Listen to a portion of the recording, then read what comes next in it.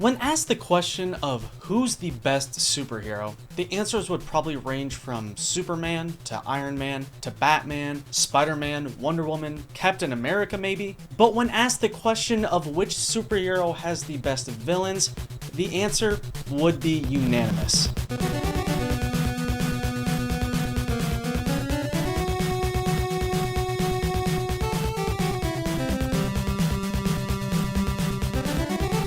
Ever since 1939, Batman has built up easily the most well-known roster of villains, commonly referred to as his Rogues Gallery. Within the gallery's seemingly infinite list of names is many that the average person could probably identify, while there's others that are rarely ever discussed. While consuming countless hours of Batman-related media over the years, my fascination with the villain roster has grown more and more, to the point where I decided I need to track down every single one. At least the ones who made it out of the comics. I'm aware if I was to attempt making the definitive list of Rogues Gallery members, the logical place to start would be with the comics. As any superhero fan knows, a majority of a character's lore originates from them. But personally, I'm more interested in the ones who made it off the pages, the ones who made it to the big screen, the ones seen on TV, the ones we've all enjoyed beating up within the many video game entries. The goal today is to go through this comprehensive, chronological list of films, shows, and games that I've painstakingly compiled and take note of any time Batman encounters a new unique villain. Before the hunt commences though, I need to make clear some rules I established. Number one, I'm here for the fun villains, not every small-time thug, corrupt cop, evil politician, henchman, crime boss, or boring plainclothes enemy. There will of course be exceptions, but for the most part it's a you know it when you see it situation. Number two, the villains counted need to be primarily Batman villains. They are allowed to have fought other heroes, but their main opposition needs to be Batman. And number three, not every piece of Batman related media will be searched. We're focusing on the Batman centric films, shows, and games. Here's a bunch of quick smaller rules, but no, just the most important thing is every villain is evaluated on a case-by-case basis. So with that said, let the search begin. When looking for where to start in terms of Batman media outside of the comics, look no further than the 1943 The Batman serial. If you aren't aware of what a serial is, it's a sort of movie presented in chapters weekly, similar to a TV show, except the segments would play in theaters. Despite this serial being a lengthy 15 chapters, it only contains a single villain. A villain original to the story, that being Dr. Daka, a Japanese government agent prince who has the ability to turn people into pseudo-zombies and the ability to dissolve anything using his radium-powered ray gun. On paper, this guy probably wouldn't count, but the way he's handled here gives him a pass. The main villain was actually supposed to be the Joker, made clear by the serial's poster, but was changed to Daka because of the serial's release occurring during the height of World War II. A few years later, in 1949, the second and final Batman serial released, titled Batman and Robin. Within its 15 chapters, it also only features a single, solely original villain. This time though, with a more traditional villain look. The Wizard, as he's called, is simply a man in a black hood who has access to a machine capable of controlling any vehicle within a 50-mile radius. Again, nothing too crazy, but the important thing with these goofballs and the successful serials they were a part of is that they led to the creation of one of the craziest pieces of Batman media to ever exist. Batman 66, as it is commonly referred to as, is a show from 1966 that ran for 3 seasons, totaling 120 episodes. Throughout the series, there were numerous villains showcased, some of which would return quite often, while others that wouldn't last more than than a few episodes. The running theme with the villains present in the show, whether they're based on the comics or not, is that they lean heavily into a particular gimmick. Starting with the comic-based baddies, we have the Joker, a crazy clown who commits largely joke-heavy / humor-based crimes. Catwoman, a burglar that references and shares many similarities with cats. She also is a common love interest of the Bat. The Penguin, a wealthy aristocrat with a strong love of birds and umbrellas. The Riddler, a highly intelligent individual obsessed with leaving elaborate riddles for each of his crimes. Mr. Freeze, previously known as Mr. Zero, a scientist with a condition that forces him to live in a sub-zero degree suit. Everything Mr. Freeze says, does, or uses is always related to the cold. The Mad Hatter, a hat and headgear obsessed man who even owns a hat able to induce sleep on any unsuspecting victim.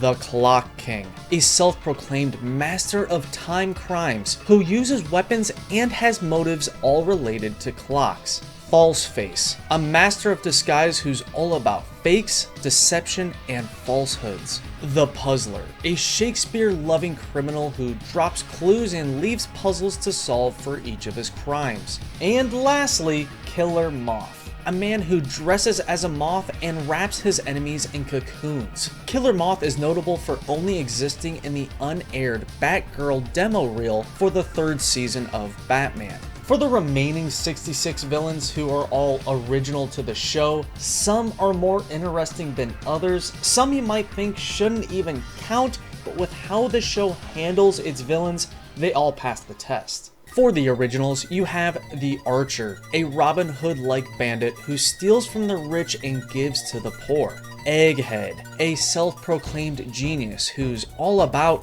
you guessed it, eggs, egg weapons, egg jokes, egg everything. King Tut, a professor of Egyptology who, after a head injury, now thinks he's the real King Tut. The Bookworm, a man obsessed with reading, stealing, and booby-trapping books. He also bases his crimes around literary plots. The Minstrel, a violence-hating medieval musician who is able to harness sound and electronic waves as a weapon.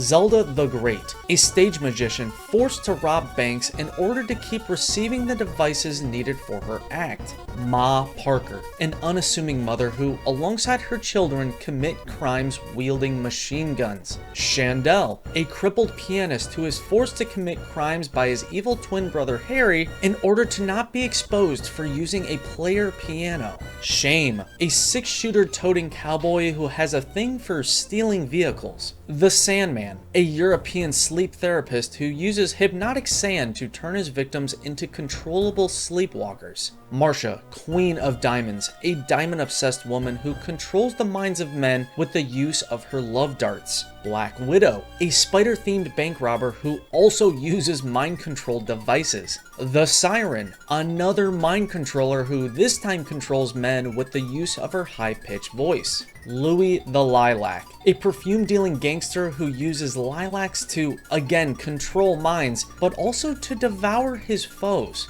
Colonel Gum, a man all about postage stamps, dealing them, stealing them, and even turning people into them. Lola Lasagna, an umbrella saleswoman scam artist. Olga, Queen of Cossacks, a European exile turned thief. Nora Clavicle, a corrupt, money-hungry women's rights activist. Dr. Cassandra Spellcraft, an alchemist crook mastermind capable of turning invisible and taking away a person's third dimension. Minerva, a spa owner who uses secret extracting equipment to rob her richest clients. And finally, the duo of Lord Marmaduke Fogg and Lady Penelope Peasoup, who together not only train young thieves, but do a bit of thievery themselves under the cover of their man-made fog. Phew, I know that was a lot, but this show just has a lot of oddball villains that needed to be counted. There are several more characters some might deem villains, but are more named henchmen slash sidekicks.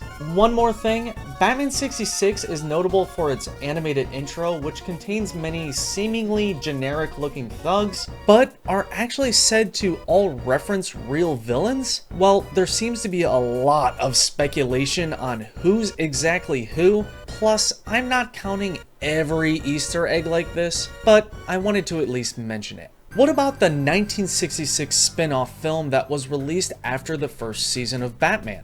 Nope, no new villains here. Only the 4 biggest return. New villains can be found when looking into the first ever animated Batman TV show, that being The Adventures of Batman from 1968. Within the show's 34 6-minute long short stories, which are all taken from the Batman Superman hour, are several villains we've seen before. We even see a slightly more traditional Mad Hatter. But we were also introduced to a new face from the comics, Scarecrow, who here is simply a thief wearing a scarecrow costume with an overall fall aesthetic. There's also some fun new originals like Simon the Pieman, a pastry chef mastermind whose schemes always involve pies or baking related death traps. Dollman, a smaller individual who commits crimes using programmed dolls of his creation. And lastly, there's the Judge, a guilty convict disguised as a judge who uses his fake judicial powers to pardon other guilty criminals. A few years later, in 1977, we received a series sequel called The New Adventures of Batman. During its single-season run of 16 episodes, we again see many classics return, most notably a pink Riddler, only seen in the show's intro. The deviation from his iconic green was because of the show not having the rights to the character at the time. For the new rogues, starting with the ones based on the comics, we have Clayface, a man able to shapeshift into any animal or human as long as he uses his special potion. And also Moon Man, an astronaut who, after being exposed to lunar radiation, transforms into a vengeful avatar of the moon. Now, for the totally original characters, there's Sweet Tooth, an overweight man addicted to sweets whose evil plots always have a candy motif. Zarber, an alien imp tyrant from the planet Ergo who possesses a wide range of magical abilities. The Chameleon, a shape-shifting robot assassin who's actually controlled by the miniature Dr. Devious. Electro, an alien ruler with technology capable of shrinking any object. And finally, Professor Bubbles, a previously incarcerated scientist whose destructive schemes always involve water. Finally, we have the first Batman video game, simply titled Batman, a game made for the PC in 1986. Upon first glance, it appears you only fight against nameless enemies, but after looking into the manual for the game, the goons are said to actually belong to the Joker and the Riddler, despite them never appearing in person. I find this interesting because nothing about their designs indicate that. The 1988 Batman the Caped Crusader PC video game does include in-person villains though, those being the Penguin and the Joker. Also, I have to mention, when I was looking into the game's various versions, I stumbled upon multiple box arts showing who I'm almost certain is Two-Face, and also maybe Riddler, Catwoman, and Mr. Freeze. It would be cool to identify this as Two-Face's debut outside of the comics, but I couldn't find 100% proof he's actually in the game. In the Commodore 64 version, there appears to be several look-alike thugs, but again, nothing is 100% proven. Now, most people know the 1989 Tim Burton Batman film only features the Joker. But what about the games based on the movie? Yes, I said games plural because back in this era of gaming, several games would be made for a single film. Even if the games and their various ports share the same cover, the gameplay and story can sometimes be completely different. For the 6 different Batman 89 games that were made for the film, they all follow pretty closely to the plot and only include the Joker and his various goons. That is except for the most popular of the group, the NES game. Batman, the video game, as it's called, is fascinating. Not only does the gameplay not even closely resemble the plot, the villains within aren't even remotely related to the film. There's of course the Joker, but also many henchmen slash mini bosses who I was blown away to find out have names in the game's manual that match famous villains from the comics. These include again Killer Moth, but also Deadshot, KG Beast, Maxi Zeus, the Electrocutioner, Firebug, Heatwave, Shakedown, Night Slayer, and the Enforcer. Upon further inspection, these are obviously just real DC names assigned to basic enemies. Some aren't even Batman villains. Almost all of their designs don't even match their comic counterparts. Hell, Deadshot and Maxi Zeus are even identical. Despite the Famicom Game Guide labeling them as original creations, I still feel like I need to count the few that are named after legitimate Batman foes, including Deadshot, the patient marksman, KG Beast, the sword and shuriken throwing attacker, Maxi Zeus, the rusher, the Electrocutioner, the self-electrogenic warrior, Firebug, the fireball emitter, and lastly Night Slayer, the sharp-clawed slow mover. A few years later in 1991, there was even a follow-up to that already loosely based game titled Batman Return of the Joker. This NES game did have a very different Game Boy port and eventual remake titled Revenge of the Joker, but no new villains in any version. Only the Joker. There are several named enemies, but they're specified as either Joker's henchmen or inventions. And this time, they aren't named after classic DC characters. That brings us to the well-known 1992 follow-up to the '89 film, Batman Returns, which features only the Penguin and Catwoman. There are other enemies who you might think would count, but they don't quite fit what we're looking for. Similar to the film preceding this, Batman Returns led to the creation of many video games, 9 different ones to be exact. After checking through each, I discovered all of them follow the film's plot pretty closely, therefore no new faces, just the same 2 plus a bunch of members from the Red Triangle gang.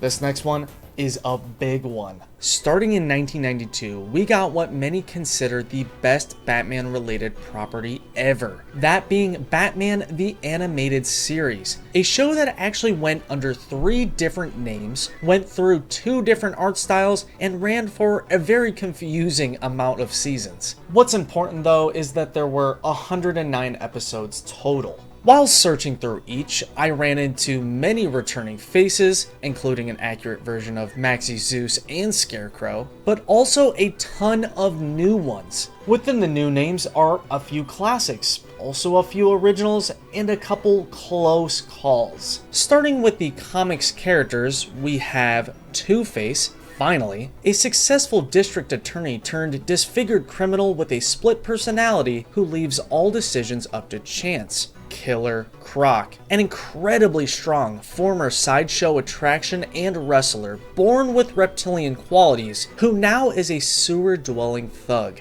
Poison Ivy, a botanist eco-terrorist whose motives always involve the preservation of plants. Ra's al Ghul, a 600-year-old intellectual whose goal is to cleanse and take over the earth forever with the help of his life-prolonging Lazarus Pit. Talia al Ghul, the daughter of Ra's, who even though occasionally works with and even loves Batman, is not to be completely trusted. The Ventriloquist, a disassociative mastermind who channels his evil doing through his gangster puppet Scarface.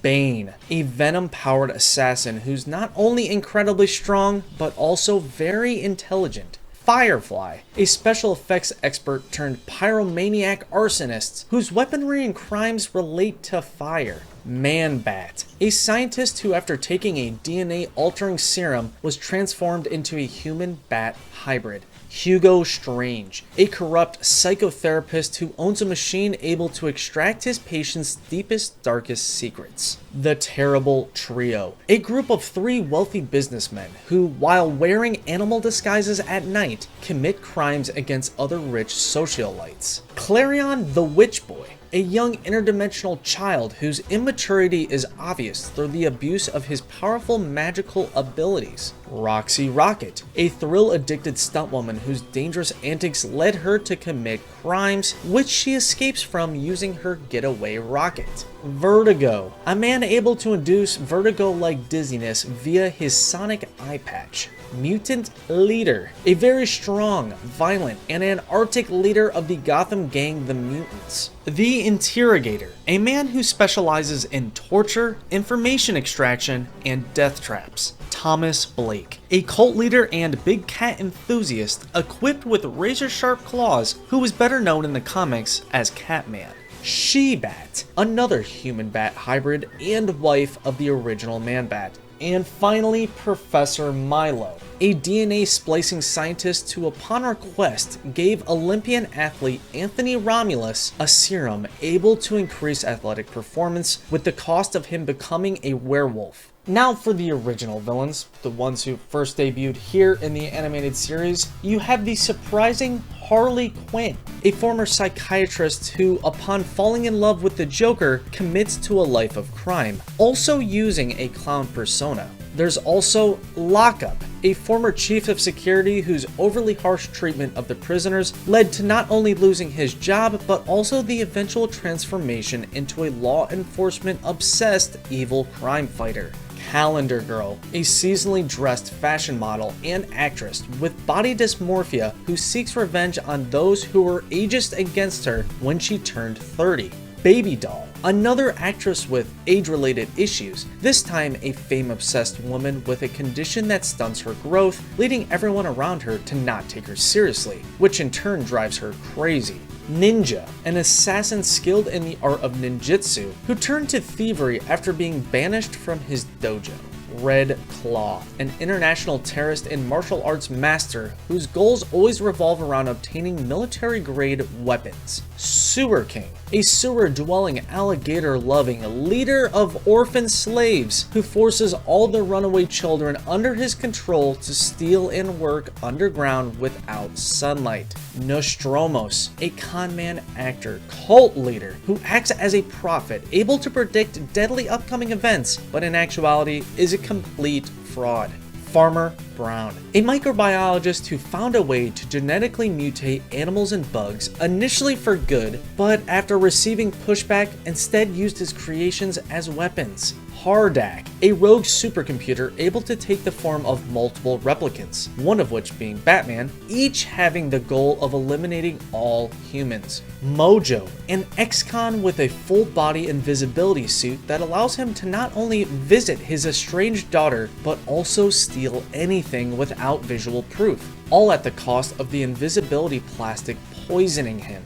Dr. Emil Dorian, another DNA splicing scientist responsible for a human-animal hybrid, that being Tigress, who alongside Emil aim to create even more hybrids. Mad Bomber, a toy shop employee who uses explosive RC cars to destroy key Gotham buildings in the same exact way seen on the episode of the classic TV show The Grey Ghost. Grant Walker, a well-renowned theme park mogul who purposely lives in a SubZero suit like Mr. Freeze because he plans to freeze the world, leaving his newly built theme park as the only place left to live.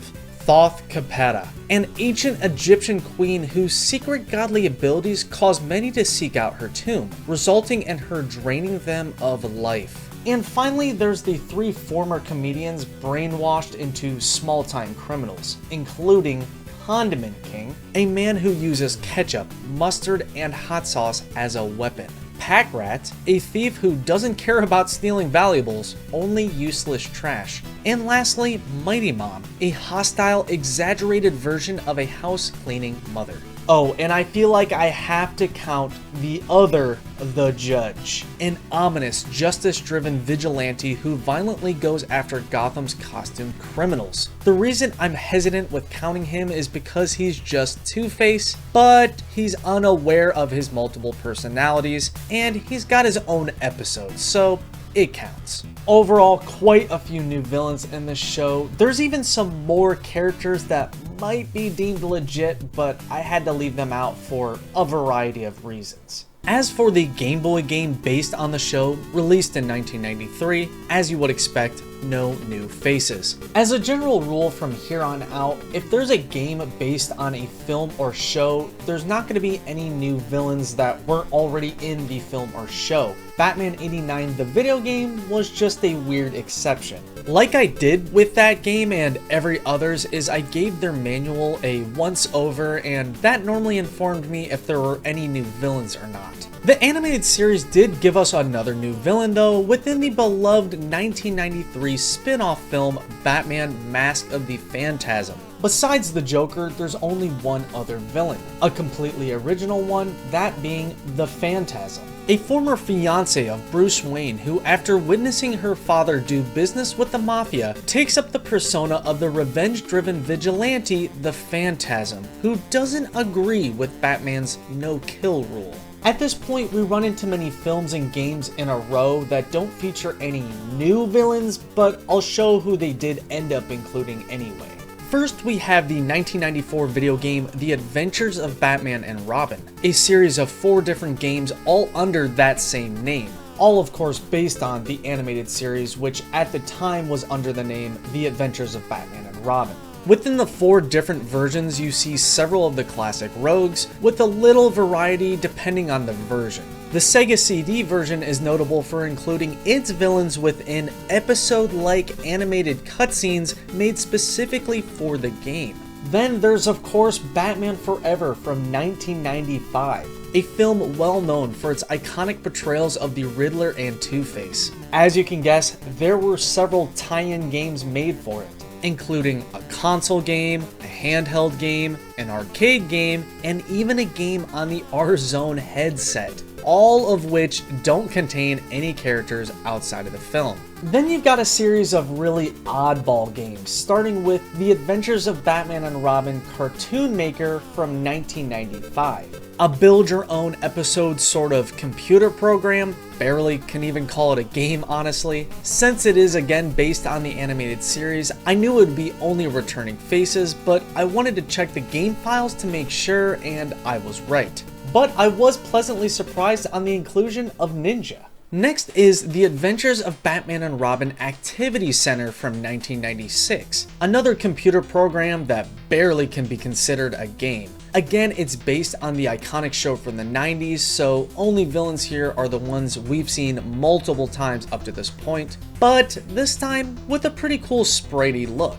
Rounding out this weird-ass trilogy, we have the first and only interactive book PC video game, that being Batman Partners in Peril from 1996. Honestly, it really doesn't get much weirder than this. Here we have a short interactive comic book style game where you read along with still photos, sound effects, and video segments taken from an episode of The Adventures of Batman. Like the episode from the 1968 animated cartoon, the only villains are the 4 present in that story. Calling this a game is a stretch, but it did come on a CD, so I'm counting it.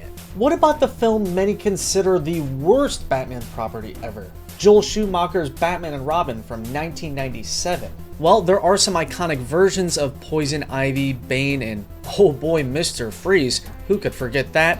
But that's it. How about for all these subsequent video game tie-ins? Same situation, only the same 3 characters within the 3 games made. Those being an admittedly awesome open-world PlayStation game, another R-Zone title, and a game made for the Gamecom. Yeah, you probably didn't think we were going this deep. We really are checking everything. Next, we have a unique situation, the Batman Superman movie from 1997. This isn't your standard animated film. Instead, it's a compilation of 3 episodes from Superman the Animated Series, but since Batman's in the title, we're counting it. As for the Batman villains present here, there's only Harley Quinn and the Joker, so nothing crazy.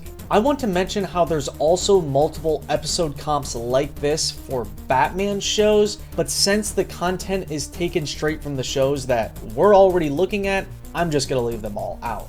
Finishing out the new villain dry spell is Batman and Mr. Freeze SubZero from 1998, a film solely about Mr. Freeze. Not even one other villain has a small cameo here, so moving on. Similar to the two previous shows, the series Batman Beyond from 1999 brings us many new entries. During its 3-season run, Batman Beyond totaled 52 episodes, each of which follows a new teenage Batman named Terry McGinnis, who under the mentorship of a senior Bruce Wayne, fights against many interesting returning foes like Falseface, a very old Bane, some robot replicants, and some in the form of theater performers, but also a ton we have yet to meet. Beginning with the comic-based bad guys, we have Spellbinder, a former high school psychologist who robs valuables by hypnotizing his rich subjects to commit the crimes themselves.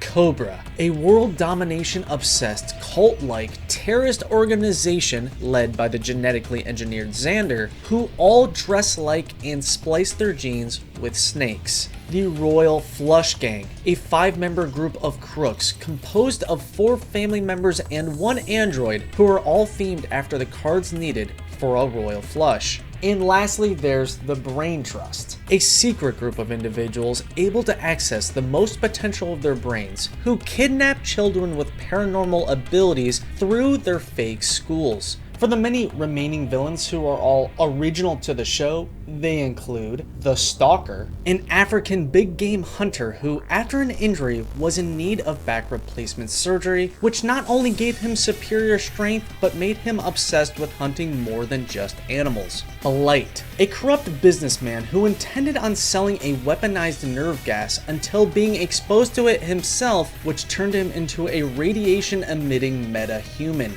Ink, a liquid-based shape-shifting mercenary who uses her abilities to not only polymorph, but also to enter people. Willie Watt, a nerdy high school student who, after enduring constant mistreatment, decided to wreak havoc on his enemies by interfacing with a golem construction robot. Shriek, a brilliant sound engineer who found a way to harness sound as a weapon via his custom-made robotic suit. Kirare, a mysterious martial artist assassin who wields a blade so sharp it can cut through anything.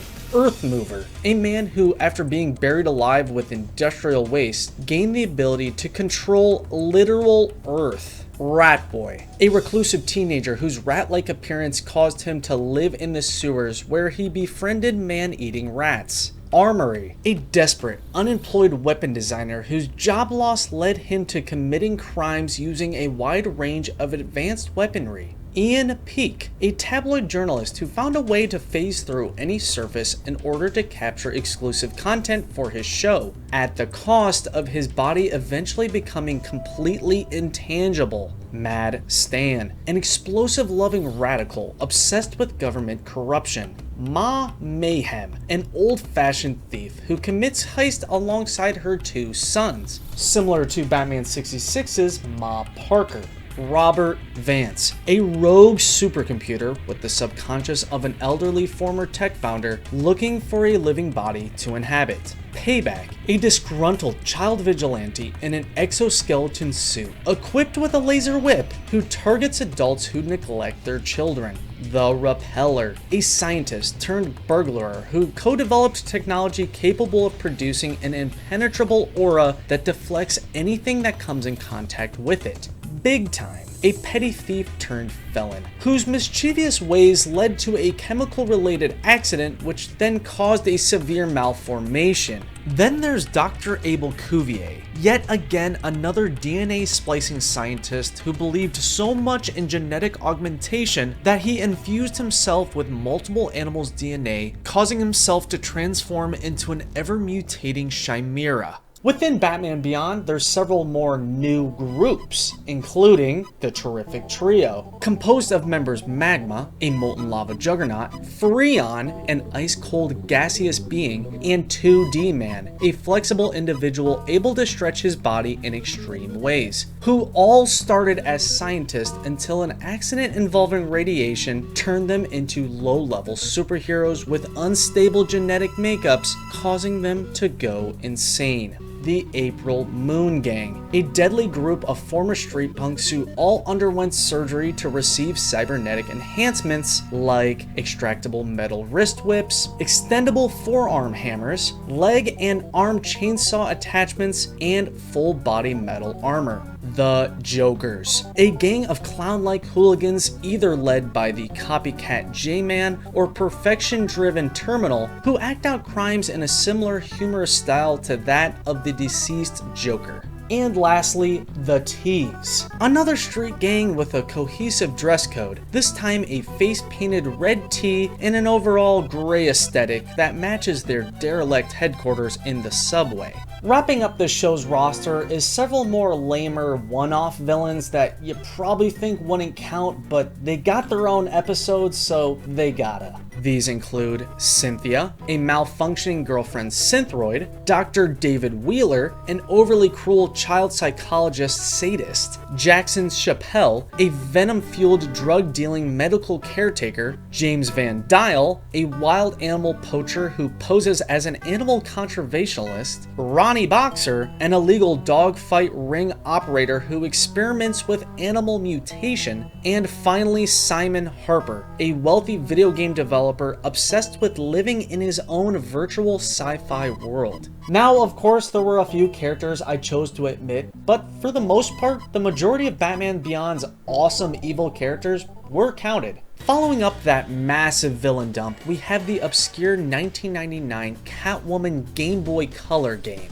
This is the first time I'm deciding to include a film, show, or game that doesn't have Batman in the title. This is because his villains rarely get standalone media like this, so I'm counting it whenever it happens. Plus, he's even in the game, albeit very briefly. For the villains present, there's of course Catwoman, but also Ra's al Ghul, Talia al Ghul, and even a new villain, that being the comic-based Cybercat, a feline-themed murderer for hire. Even if she isn't a villain of Batman directly, she does work for Ra's, and Batman himself even voices his opposition to her motive of stealing the Crystal Skull needed for a city-destroying mega weapon. Besides that, Cybercat is notable for her suit of armor that forces Catwoman to upgrade to an advanced suit of her own. Next, we have yet again another game based on the animated series, more specifically the New Batman Adventures, that being Batman Chaos in Gotham for the Game Boy Color in the year 2000.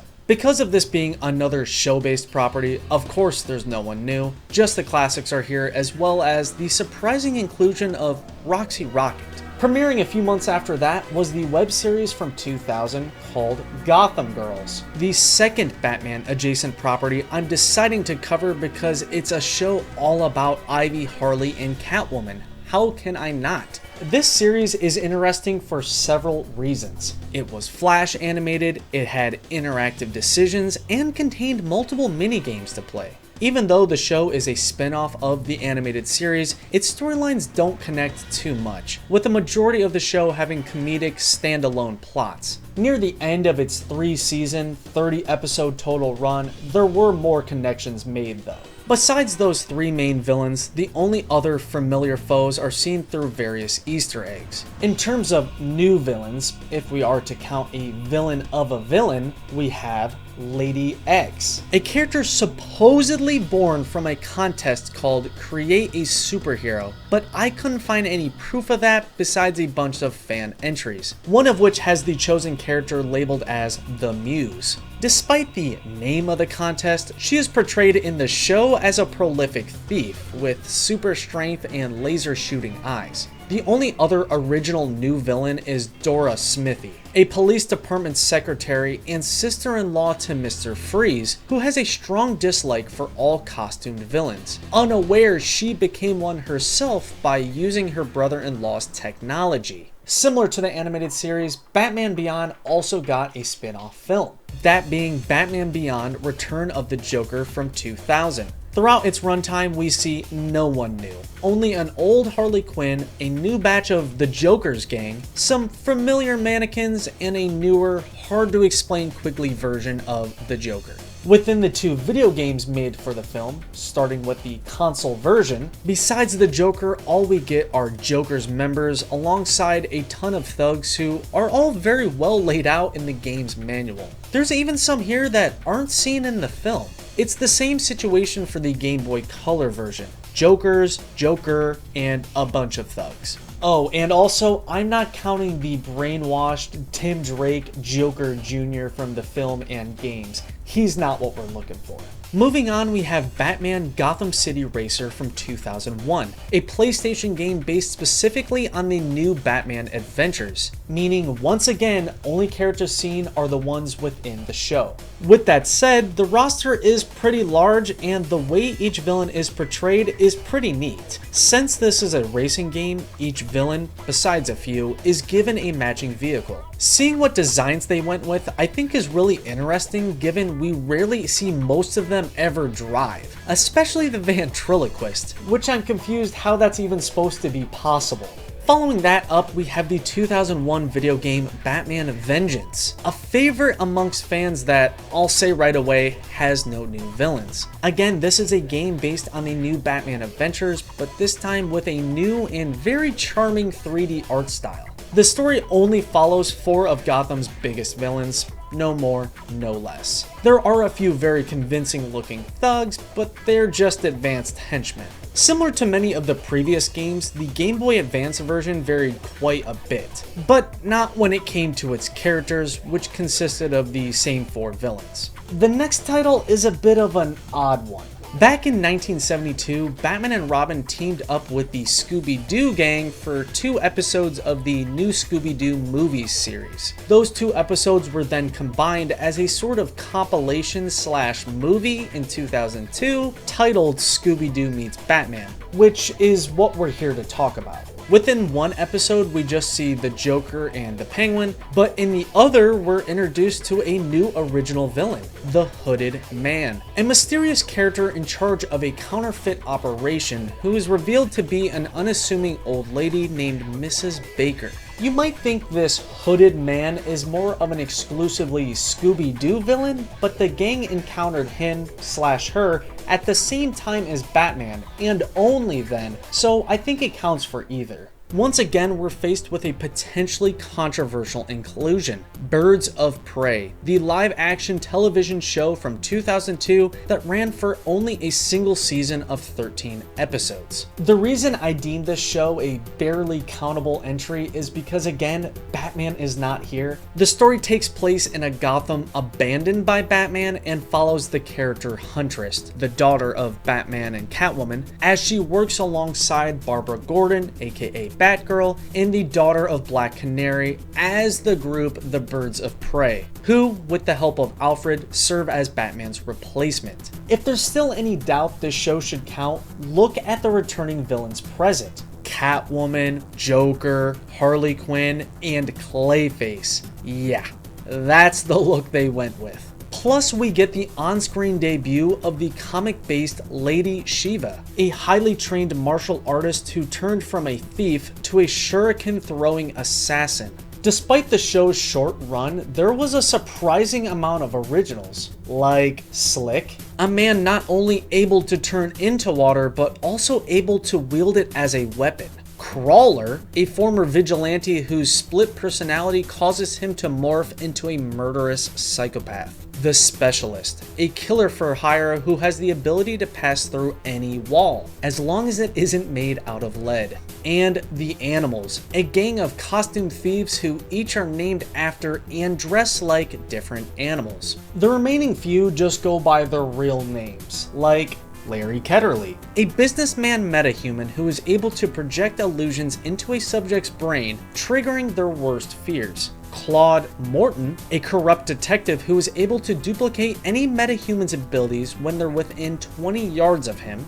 Malcolm Lag, a Fight Club manager who kidnaps metahuman women and forces them to fight each other gladiator style. Cam Anderson, a jealous low-life murderer with chameleon-like camouflage abilities. And lastly, Chris Cassius, the son of Clayface, who after drinking chemicals is able to turn anyone to clay, all in an effort to outdo his father. Even though this show looked god-awful and probably deserved to get canceled as quickly as it did feature some pretty unique villains, I gotta give it that. Now here's a title I've been waiting for. Batman Dark Tomorrow, the strange console video game from 2003. This game is fascinating for multiple reasons. It matches no particular art style, it just does its own thing. The story concept is so bizarre, the cutscenes look straight out of a dollar store movie, and it introduces several classic comic villains, in 3D no less. Before we check out those, get a look at the returning characters here and all their glorious designs.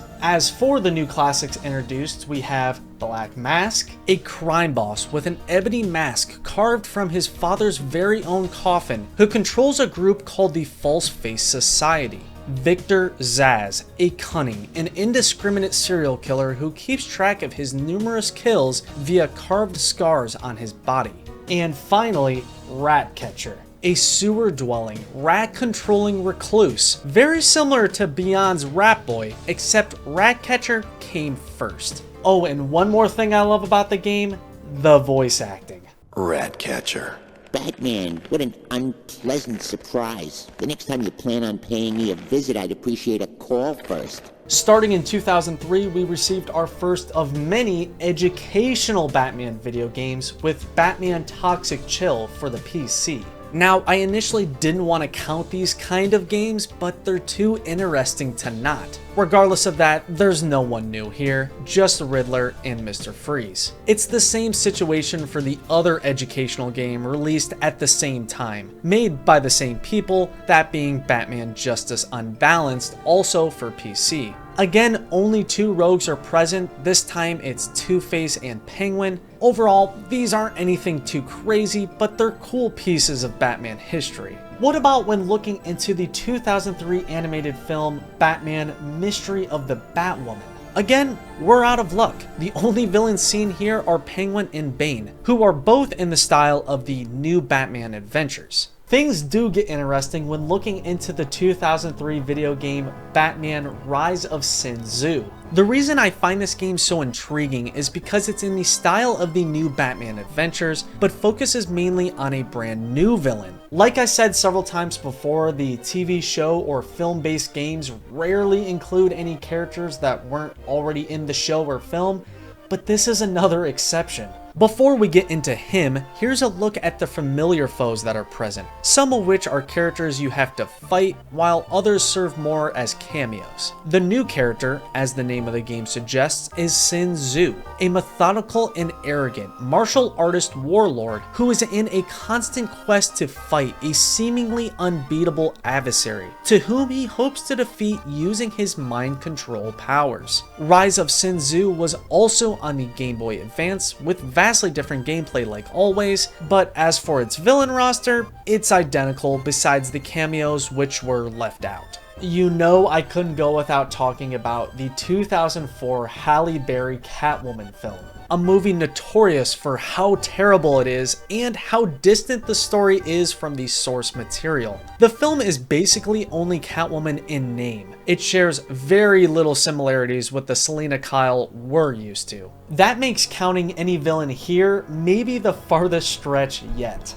Regardless, I feel like it's a Batman villain by proxy situation, therefore I'm counting the film's main original villain, Laurel Harder, a former makeup model turned evil businesswoman who sells an anti-aging skincare product that leads to not only skin deterioration, but skin comparable to marble. Like always, a console game was made for the film, including a Game Boy Advance variation, but as you can guess, within each you just get Laurel, surprise, surprise. The time has finally come to look at the third main Batman animated series, that being 2004's The Batman. A show that ran for 5 seasons, totaling 65 episodes, all of which I've skimmed through and found many new interesting villain additions. The show is notable for following a younger Bruce Wayne who fights against not only several new faces but many returning foes as well, some of which have received pretty dramatic redesigns, with my favorites including the Ventriloquist, Mr. Freeze, and the Riddler. There are also a few rogues I was surprised to see return here, but who we're really here for are the new villains, which include, starting with the comic-based boys, is Cluemaster, a severely overweight and highly intelligent man who prides himself on his extensive trivial knowledge, but when outsmarted, proves to be an immature sore loser. Ragdoll, a contortionist thief able to manipulate his body in any way, which comes in handy for stealth and near-death situations. Gearhead, a race car driver with a cybernetic arm able to control any vehicle using a nanotechnological virus, allowing him to win races and collect the prize money. Solomon Grundy, a zombie born from the swamp with the sole purpose of seeking revenge on Gotham's founding fathers every Halloween night with a lunar eclipse. Wrath and Scorn, a brother duo with thieves for parents who base their look on Batman and Robin, even though they prefer assisting the bad guys over fighting them because they believe every criminal is just trying to make a living. And finally, Clayface 2. Now, typically I wouldn't count this sort of situation, but he's handled here as a new villain, so I'm allowing it. This Clayface is a failed actor who purposely ingests the original Clayface mutagen in order to quickly change appearance for any role. Now, for the show's originals, we have Everywhere Man, a scientist with a love for art who invented a gauntlet able to reproduce clones of whoever wears it, with the caveat of the duplicates eventually gaining their own free will. Francis Gray, a clock repairman whose desperation caused him to steal, landing him in prison where he became so obsessed with time that he eventually developed the ability to turn it back. Rumor, a revenge-driven vigilante who believes in not only capturing all villains, but mass murdering them as well. Captain Slash, a video game enemy and digital persona of computer hacker Marty Slacker, who developed a helmet able to digitally download money and people. Tembler, a man able to induce earthquakes and produce destructive sound waves by using his metallic seismic gloves. The Toy Maker, a disgruntled maker of toys responsible for creating futuristic yet very dangerous toys that eventually led to the shutdown of his company, causing him to seek revenge using those same toys as weapons. Dave, a highly intelligent AI-controlled robot programmed with the brainwaves of several of Batman's well-known enemies, allowing it to physically replicate them.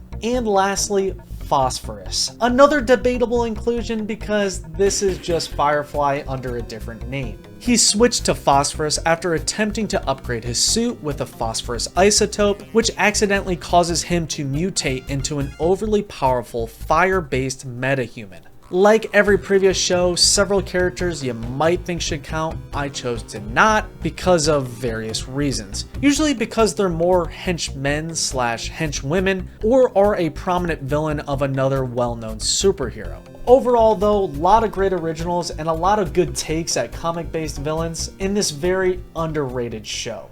Unlike Batman's other animated series, 2004's The Batman did not receive a full-fledged video game. But we got something close. In the same year of the show's launch, we received a TV plug-and-play game made by Jakks Pacific. This is admittedly pretty awesome, but as you can expect with it being another show-based game, no new villains. Throughout the platformer, you occasionally partake in boss battles, with those bosses just being Bane, Firefly, Joker, Mr. Freeze, and Penguin. It's the same case for the second plug-and-play-esque video game related to the Batman released the following year. That being Villains of Gotham City TV action game, which at first glance appears to be a toy, which it still kind of is, but is labeled as a game. There doesn't appear to be much to it, but there is an admittedly pretty cool section where you use the gloves to fight Bane. Besides him though, the only other rogues are Clayface and Joker in the background. Now we get into maybe the most popular pieces of Batman related media. That of course being the incredible Dark Knight trilogy, which started with this title, Batman Begins in 2005. I won't spend too much time on these films because I know most people are aware of the villain rosters within each film, but Batman Begins is a bit of a special one because a surprising amount of people don't know that there's not only Scarecrow, but yes, Liam Neeson is Ra's al Ghul. The other Ra's was just a fake. And Victor Zsasz is in the film. He doesn't play a huge role, but is seen several times with those iconic scars and his classic knife. What should come to no shock is the fact that several games were made for the film. A console game, a Game Boy Advance game, and even a Java-based game. If you don't know what a Java-based game is, they're essentially very simple, heavily pixelated mobile games for old cell phones. Point is, with every game made, no new villains in any of them. The console and Game Boy version do feature all three from the film. We even get to see a crazy Zsasz. The Java game, though, only features the small section of the film near the docks during the first Batman reveal, meaning only the crime boss Carmine Falcone is present, who is a classic Batman enemy, but not a member of the Rogues Gallery in my opinion.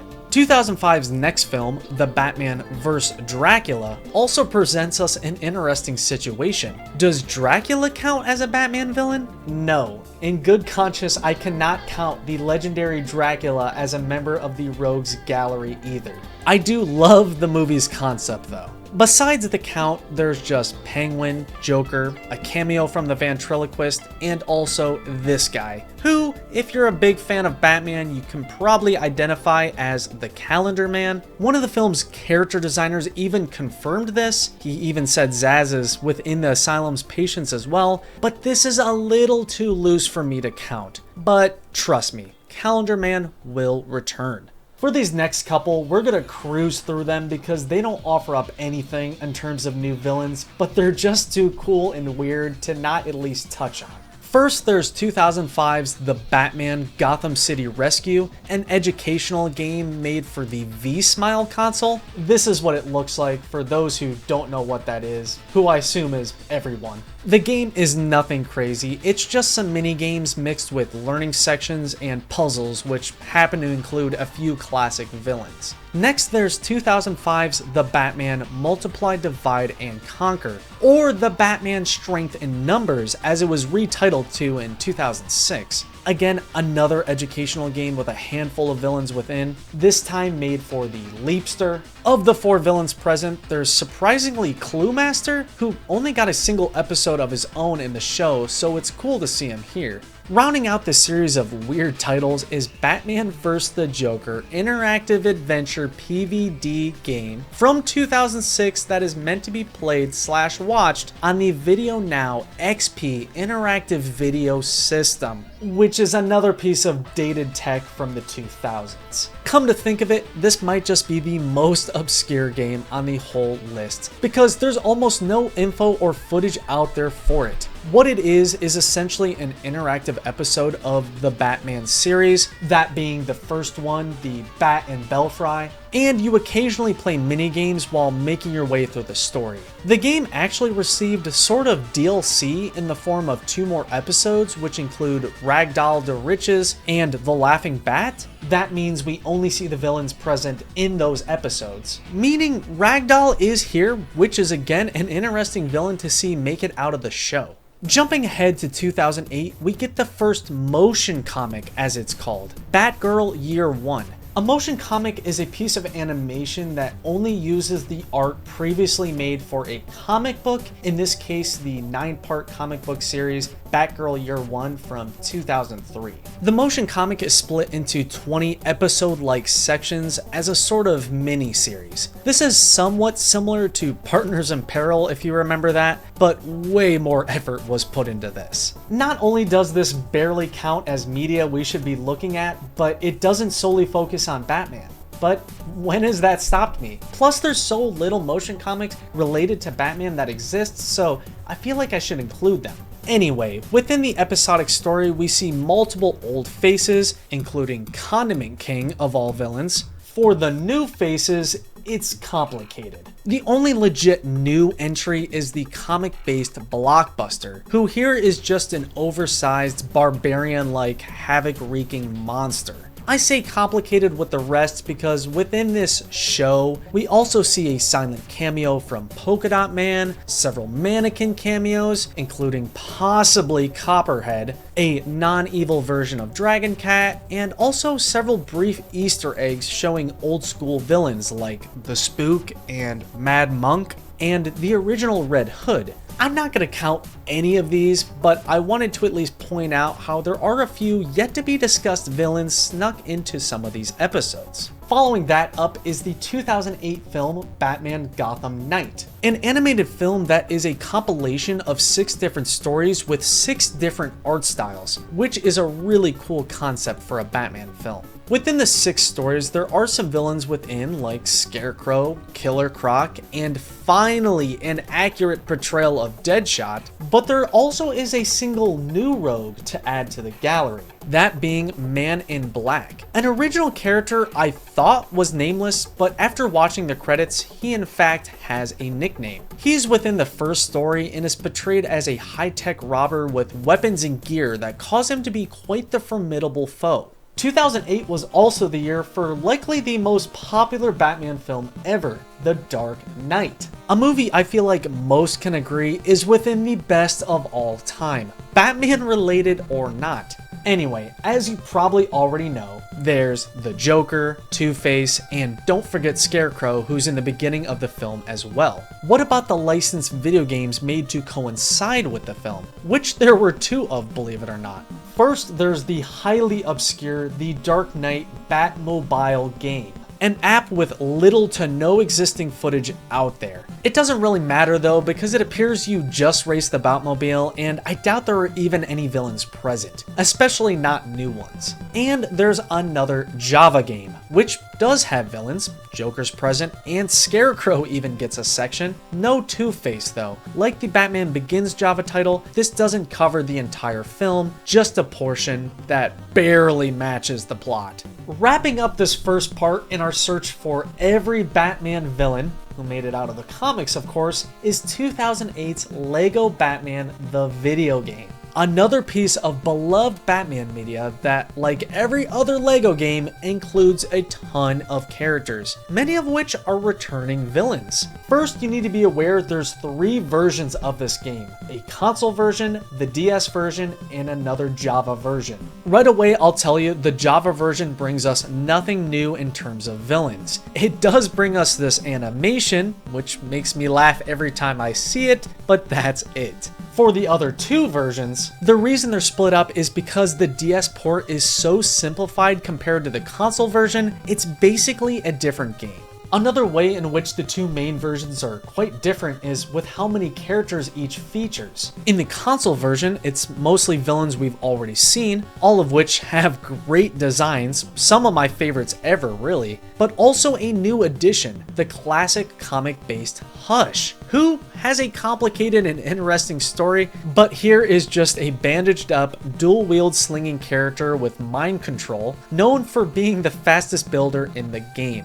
Then there's the DS version, which features many exclusive characters, of which there are many additional villains, but only one new to us, that being the comic-based Azrael, who here is a hooded, flame sword swinging double jumper who is said to have temporarily replaced Batman as Gotham's crime fighter. Azrael is also sort of in the console version, but as an Easter egg. Talking about Easter eggs, the Batcomputer again has a little reference to the Red Hood, but we aren't counting him just yet. Oh, and I have to mention the character many think is a legitimate villain, that being Yeti. Now, there's been a lot of speculation on whether he's a reference to the comic villain the Snowman or just one of Mr. Freeze's goons. Well, I have the answer to end the mystery.